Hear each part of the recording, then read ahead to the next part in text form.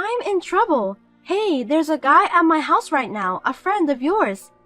Oh, that's Jeffrey, he's my friend. He just called me and we're going to have a drink after a long time.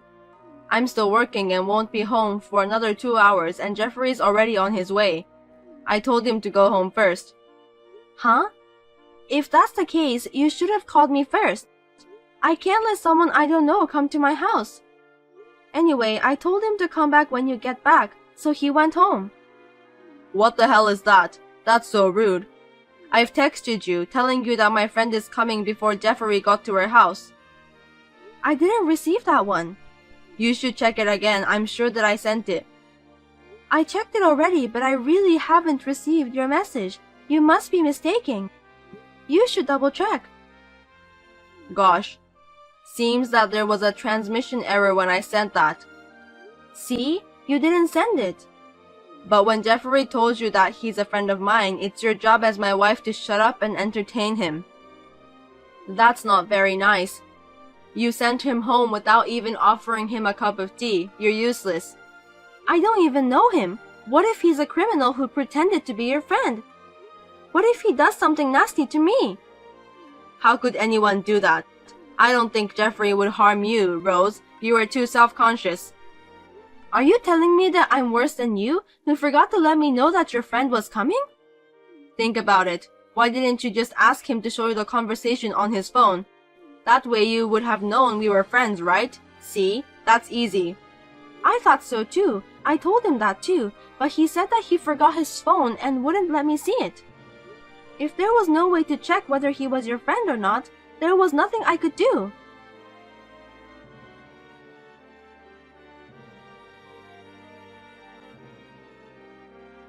Even after that, my husband kept complaining to me for a while. His friend also treated me as if I were a devil's wife. Jeffrey forgot that my husband made a mistake by not texting me before he came to our house.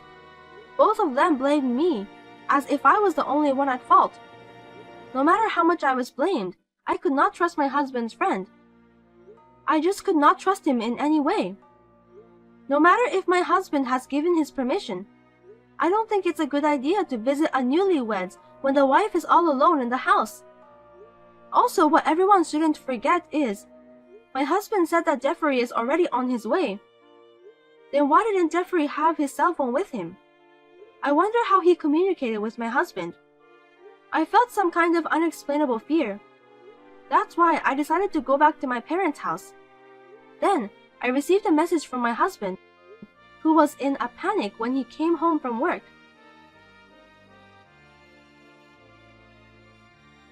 Where are you now? What the hell do you think you're doing, leaving me like this? You have no reason to be upset. I was the one who texted you to let you know that my friend was coming, so why are you the one who's still mad at me all this time? Are you listening to me? I told you the other day I didn't get a message.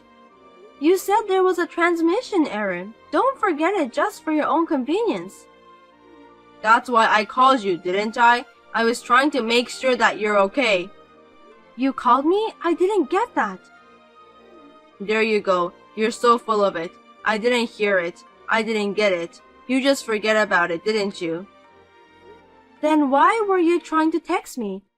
You couldn't call me, so you decided to text me, didn't you? I did what I was supposed to do, Rose. You keep telling me about that and you never listen to me. I thought that when we got married, you'd think a little more about me. I was wrong. I've had enough. You just keep one-sidedly bad-mouthing me for selfish reasons. But you can't prove I didn't contact you, can you? Huh? There's no record of text or missed call from you, Kenny. Think about it. How can someone that can be easily erased like that be proof? You're too self-aware. Nobody's after you. That's not what this is about. Yeah, okay. Seems like you're not going to apologize to me. Why should I apologize? You're the one who's sorry, right? I didn't do anything wrong. Then fine, I won't even talk to you. I'm thinking about a divorce. That's what I'm gonna do. Hey, you think you can talk to me so selfishly like that? What the hell do you want? What's your purpose? I beg your pardon? I don't trust you anymore. That's why I said I want a divorce. I don't understand why you're blaming me when I didn't do anything wrong. That's why I told you that my friend, Jeffrey, was going to visit our house. You see, this just keeps going back and forth, so I don't want to talk about it anymore. Even if you did text me, why would you call your friend when you're not home? Because Jeffrey said that he didn't have a place to wait. A place to wait, huh? What a lame excuse. There are plenty of places to wait, such as restaurants and so on. Isn't that crazy? Coming all the way to our house when I was the only one there. Don't say bad things about my friend. Okay, let's say I let your friend come inside. What do you want me and your friend to do? You can just prepare dinner or something, like what everyone does when they have a guest coming to the house. Just serve tea and snacks to him, let him watch TV and make him feel like home. You want me to cook dinner for a stranger? Yeah, what's wrong with that? It's not that hard, is it? That's what a wife is supposed to do. Likewise, if my friend came over, would you serve her dinner? I would if she's your friend. I'll say serve her tea too. Then what if that friend of mine is actually a criminal who just lied to you? You don't have to worry about that. You've never had a friend visiting you in the first place. Anyway, do you really have a friend? That means when the person says that she's your friend, I'll know right away that she's trying to deceive me. Kenny, do you realize that you're contradicting yourself? Huh? I'm just stating about the common sense. You're just being too logical and difficult. Also, you're trying so hard to justify yourself. No, I think I'm just talking plain and simple. That's your common sense. I'm different from you and I'm not that complicated. Then divorce me because I can't be with someone who doesn't value my common sense. Huh? Why are you talking like that? That's so extreme. If that's the way you're talking right now, then yes. But divorce over something like this is overreacting, right? You should think twice. I thought so too. We'd get into trouble over something as trivial as this, you know? I can't continue our marriage to someone I can't have a proper conversation with. I'll report this to your parents too. You think you can do such a selfish thing? I'll forgive you now, so don't make any more trouble and come back. Forgive me? I'm not going back to our house. You have until tomorrow to decide whether you're going to apologize or divorce me. If you don't apologize, let's have a divorce. That's right. I just remembered. Jeffrey was at our wedding. What? What are you talking about out of the blue? We knew each other. He was at our wedding, so he knew you too. That's why he wasn't a stranger. What do you think you're talking about, Kenny? Do you know how many friends you invited to our wedding? There were a lot of people and most of them were your colleagues. How could I remember the face of someone I met only once at the wedding? Don't be so heartless. Jeffrey was there to celebrate our marriage. Do you remember the faces of even one of my friends? Would you recognize them if you saw them on the street? What's wrong? Did you just ignore me because you don't remember any of my friends? Are you just going to forget every single thing that you think is inconvenient for you? Jeffrey is really my friend. Even if I did remember him, it doesn't mean that Jeffrey is my friend, okay? We have never talked to each other. I don't want to spend a few hours alone with a stranger. I don't care even if you ask me to do it for your sake. He's a friend of mine. Why can't you just be nice to him for my sake? If you can't even do that, that's very selfish of you. It's okay that this time it was a friend, but what if the person was my boss? That could affect my promotion. Can you take responsibility if I don't get promoted for the rest of my life because of you?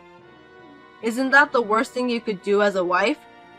Okay, let's say that the person was a criminal. If I got killed because I invited him in, can you take the responsibility for that?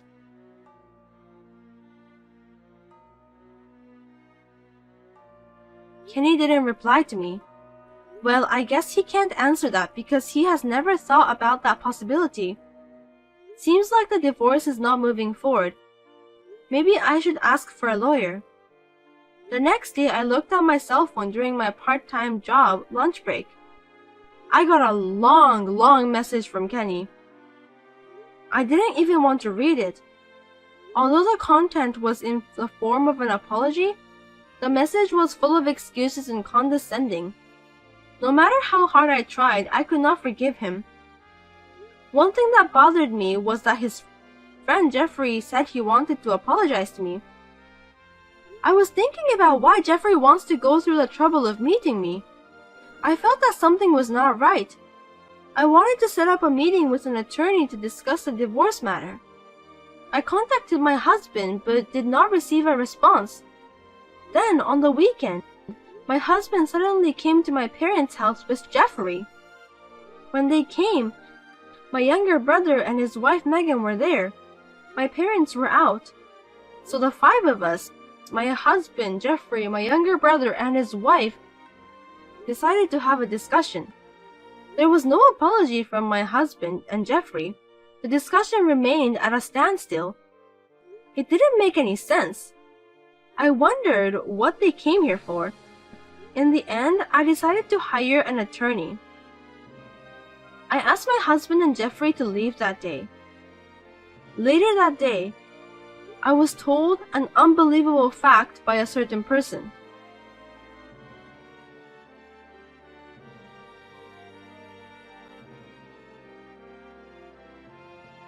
What are you waiting for? All you have to do is get a divorce. You're the one who made things so complicated. What's wrong with you all of a sudden? This is between me and Kenny. It's none of your business, Megan. Of course, it's also my business. I want to marry Kenny as soon as possible. Seriously, what are you talking about? You are my brother's wife. I found out when I visited your house last time. I realized that I was married into this family to meet Kenny. I felt like it was my destiny to be together with him. You're also insensitive, aren't you? Kenny is very fond of me, so he's mine already. He said he'd remarry me as soon as he divorces you. Just go ahead and tell Kenny is not at fault. Well, he doesn't love you anyway. Then you can get a divorce with a clear mind, right? Kenny may feel refreshed, but I don't. If he doesn't love me, then why is he arguing about the divorce? He can just do it straight away if he wants to. Kenny is a smart guy. If he admits that he's at fault, you have to pay alimony, right? He said he doesn't want that to happen. That's not smart. That's just being petty. So since he doesn't want to pay for alimony, he's just going to keep on complaining. I'm appalled. What about Jeffrey then? It's just not right that he keeps popping up multiple times. He has nothing to do with this, so why is he acting like he's a part of this matter? I'll tell you what I think. Jeffrey loves you. Huh? He fell in love with you when he saw you at the wedding. But he gave up on you because you're his friend's wife. But when he and Kenny were having a drink together, Kenny told him that he wanted to divorce you. When he heard that, Jeffrey's love for you had got stronger than before. I'm happy for you. So you and my husband took advantage of that. Well, that's what it comes down to, but it doesn't matter, does it? The truth is that the day Jeffrey went to your house, I got proof of the affair and tried to use it for the divorce. But Jeffrey chickened out at the last minute. Since you turned him away, the whole plan got screwed up. You're just playing hard to get. Do you even know what you're talking about? You're saying that you're trying to take advantage of your own friend. That's very inhuman. It's okay because nothing happened, right? It would have been fun if something had happened. That's not the point. Do you even care about other people's life? If that had happened, Jeffrey would have been arrested by the police. Kenny told Jeffrey not to worry because he would pay for the settlement. Jeffrey said he had no intention of doing any harm to you. He didn't even know he was being used, and he was so eager to go and see you. Poor Jeffrey. He thought that he could be together with you. He's just too sweet, which really makes me want to laugh out loud. You're such a jerk. You can say what you want. It doesn't hurt my feelings at all. At first, I was going to charge you with adultery.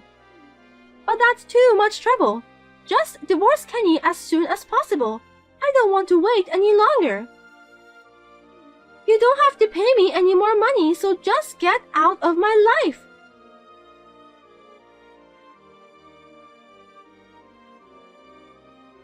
When Megan contacted me, a chill ran down my spine. I felt as if I were frozen by her curse. It was all planned. I have no trust in my husband anymore. He is more of a stranger to me now. I'm afraid to stay in the marriage any longer, and I don't want him to come up with another nasty plan. I decided to consult an attorney immediately. I was confused with a mix of anger and disappointment. Once I realized that it was a setup, I completely switched myself to an anger mode. I swear that I will not be defeated. Let the war begin from here on. What do you think you're doing, Rose? It's so obvious, isn't it? What you tried to do to me. I'll never forgive you. You have to take responsibility as an adult. I didn't do anything wrong. You just didn't do anything directly to me. You knew about the plan, so it's the same thing. This whole thing has hurt me a lot. I've been scared. That's why I'll make you pay for the alimony. But your brother is going to ask for alimony too because he's divorcing me. I can't pay that much. Don't you dare say that to me. You're still married and you're responsible for hurting my brother's feelings.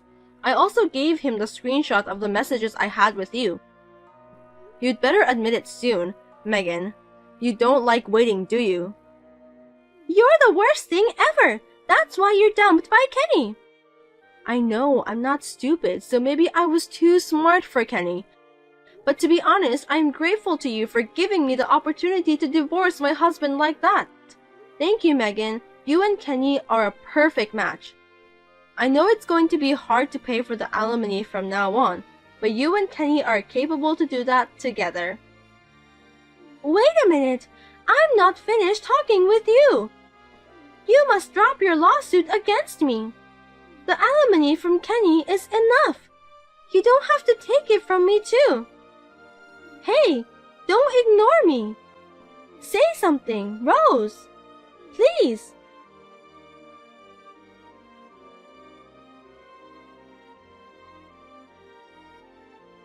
That terrible plan was exposed. Kenny and I, Megan and my brother were able to divorce rather easily. My brother and I sued Kenny, Megan, and Jeffrey for alimony. The three of them kept blaming each other. They showed no signs of remorse for what they had done. They are really shabby people.